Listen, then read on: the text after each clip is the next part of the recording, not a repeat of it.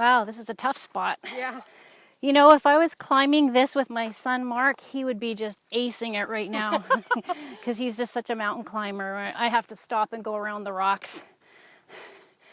You know, it kind of makes me think about just the vast difference between, even within a marriage, about how people are facing this pandemic and all the things that we have to deal with. And you know, if you look at the news and the media and social media, you can see that people are just miles apart, extreme viewpoints about vaccines and about masks and about how to handle this all and when it is all going to end.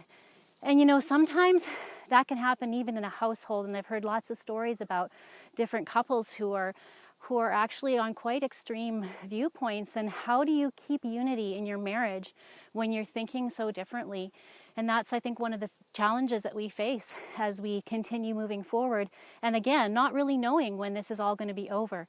And I think one of the big things that we really need to think about is the fact that when we made our marriage vows, we made them for better or for worse. And probably for a lot of people, they're saying right now that this is worse. But we did make that commitment. And then how do we navigate our days through this when every morning we wake up with somebody who isn't thinking the same way we are? And I think one of the things that really helps is if you actually become intentional about what your viewpoint is, because I think we can get influenced by a lot of outward sources. And so just doing your own research, doing your own searching of the scriptures to see where you stand on all of this. And then the other thing is to be grounded in your own walk with God. If you don't know where you stand spiritually, it's a lot harder to handle all the things that are coming from the world and all the world's perspective about things. And I think we also need to be able to have conversations with our spouse about these differences without arguing or trying to convince them that your point of view is right or wrong. And I think that just causes a bit more unity just by talking about it and listening well. And I think the other thing that we can do is actually just find things that you enjoy doing with your spouse, because it doesn't have to be all about this every single day. And think about some of the things that you enjoy doing with your spouse and get out and do them.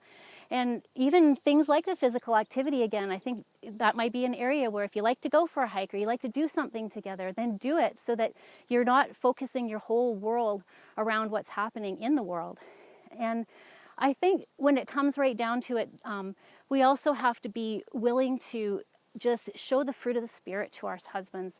We can do things like just showing gentleness and patience and all those fruit of the Spirit that God gives us as we focus in on Him, and showing love and respect at all times for our spouse, because that's what God has called us to do.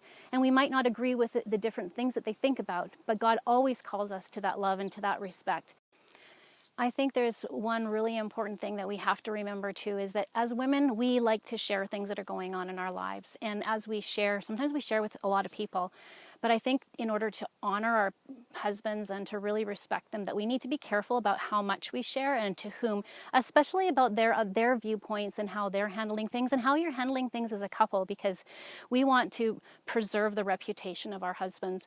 And most importantly, I think that we need to think about the fact that even though we don't know when this is all going to end and how this is all going to end, that we don't want this to be the moment where we say it's done, this is a marriage breaker, and it's over. We have a future together with our spouses, and we want to make sure that we honor that.